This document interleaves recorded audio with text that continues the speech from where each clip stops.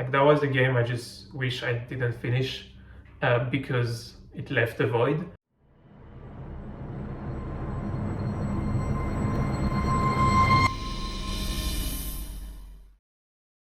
Hey guys, my name is Antoine. I'm associate producer at Belong Studio, and today I'm doing a quick introduction about myself. So my role at Belong Studio is associate producer, and so I do two things mainly. One is external production and the other one is internal production. So by external production, it's mainly working with different contractors, doing some marketing, content production, so like those videos, and managing the social medias, like the Discord or the LinkedIn page, for example. And the internal production is mainly about managing the different projects we have, developing the game. So the first game I've worked on is called Valorant. So it's a community project developed by its community. The players and developers are one and the same. And I joined the project in 2020, working as a voxel artist, so doing 3D art for the game. I did a lot of architectural stuff for the game, designing the architecture of the different races.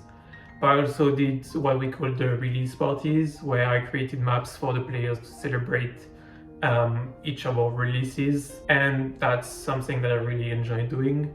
I did also a bit of game design and like event coordination and management in general. So I learned a lot of things about making video games on Valorant. My first professional game is none other than Belong. It is the first professional game that I'm working on. So it's not released yet, of course, but it is my first professional experience. And so as an intern, it's a great opportunity for me to learn a lot of stuff about making video games.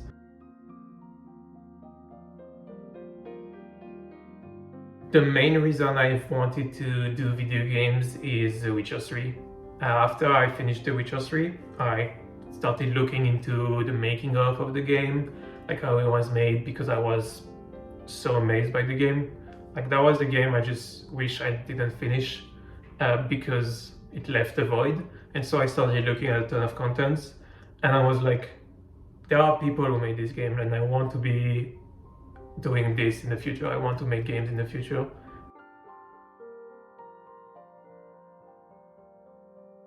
So I would say my favorite moments making games is when you finally get to show people what you've been working on. And the one example I have of that is the release party maps on Valorant, where for 6 to 8 months I would work on a map, not knowing what people would think about it, and keeping it secret for all that time. And then finally releasing a trailer or like a few teasers and seeing all the excitement build up for people to test the map, that was great. And then after, during the release party, seeing everyone discover all the secrets and like send feedback on the map and like tell me how they liked it. So that was great. Like finally being able to see people play what you created, that's my favorite moment playing games. So the first game I remember playing is Rome Total War. I played it a lot with my brothers and my dad. We would play battles against each other, but also watch each other play campaigns. At the time, me and my brothers were only limited to 3 hours a day for gaming. So I would play it for 3 hours a day, then go upstairs and play with Playmobiles. And with the Playmobiles, I would just like plan strategies for the next day for my Rome Total War campaigns. So that's the game I remember the most as a kid. My favorite game of all time is Mountain Blade Warband. It's a Turkish video game that came out in 2010. I've been playing it for the past 15 years. There is not 1 year where I've stopped playing it. I've played it every time since it came out. I love both the single player and the multiplayer, and there are a lot of mods that made it even more immersive and taking you into other settings.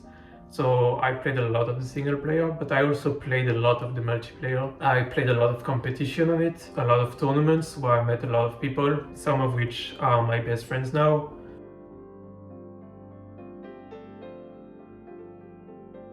So my most anticipated game is probably the Bustling World. I see it as a spiritual successor to Mountain Blade Warband because it's set in ancient China and you build your own character and decide what you want to do with it. So very similar to Mountain Blade. I'm really excited about it as well because of the art style. It looks really, really nice. So I'm really excited about it. I hope it's great.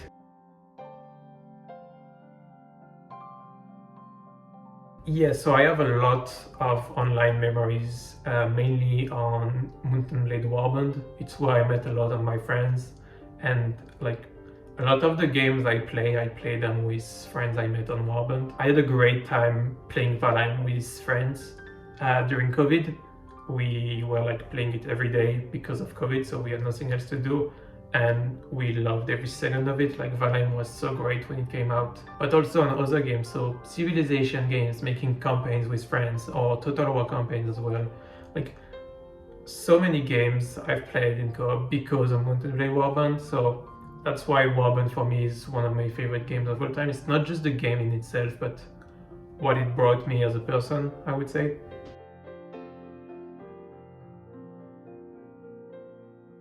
I'm a big fan of football. I'm a Bayern Munich fan, so I watch a lot of the Bayern games. I also am a huge history nerd. I love everything related to history, mainly the medieval ages and ancient Rome and Greece. I love those. I do have a favorite movie. My top 3 is actually quite simple. Number 1 is The Lord of the Rings 1, number 2 is The Lord of the Rings 2, number 3 is The Lord of the Rings 3. And an honorable mention for The Prestige, which is my 4th favorite movie, but it couldn't make the list because of The Lord of the Rings. It's my favorite Nolan movie and I really love The Prestige as well.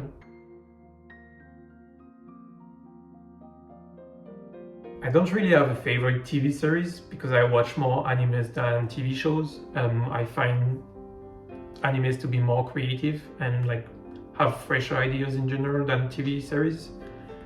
So my favorite anime is One Piece, and it's a friend from Warband that actually introduced me to One Piece.